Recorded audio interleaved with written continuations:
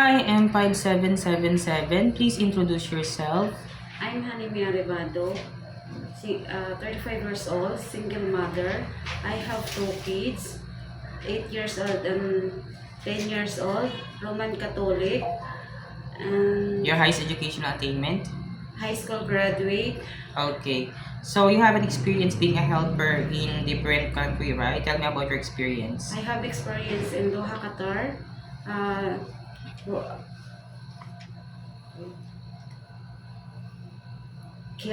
take care of kids 17 years old, ironing, cleaning, and washing. And Okay, in Jordan, you have experience I in have Jordan. experience in Jordan also. Take care kids and 9 years old, 11 years old, and 10 years old, and 13 years old.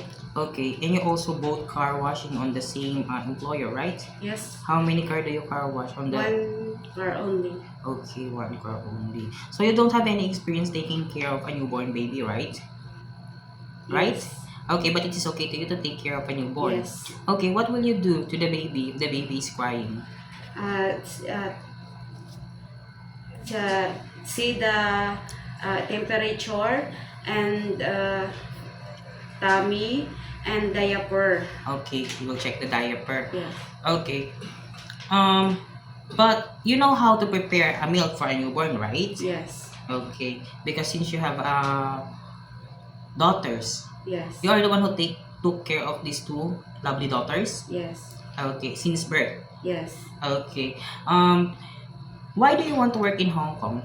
I work in Hong Kong because my kids is I will support my kids and family and expenses to school. Okay. That's all. And how long do you want to work in Hong Kong? And 2 years 2 years. until the employer is good for me. So if your employer wants you to extend your contract, it is okay to you to extend. Yes. Okay. Do you have any idea how to prepare Chinese food? No. Okay. If you don't have any idea, it's okay to you to learn. Yes. And what is the tactics you will do so that you could learn how to prepare Chinese I food? will watching that YouTube and then I will learn to cooking of Chinese food. Okay, so will you and you could also help your madam and sir if they have a time to prepare food so that you could learn, right? Yes. Okay, it is okay to you to take care of pets. Yes. How about taking care of elderly? It is okay with you? Yes. It is okay to you to share room with kids? Yes. How about sharing jobs as a helper? Yes. It is okay to you to learn Cantonese if one of your employer's family don't know how to speak English? Yes.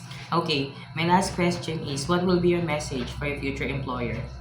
Hi, Madam and Sir. You choose me because I'm hardworking and honestly trustworthy and responsible. Thank you. Okay, thank you very much, Miss Hanime. Thank you.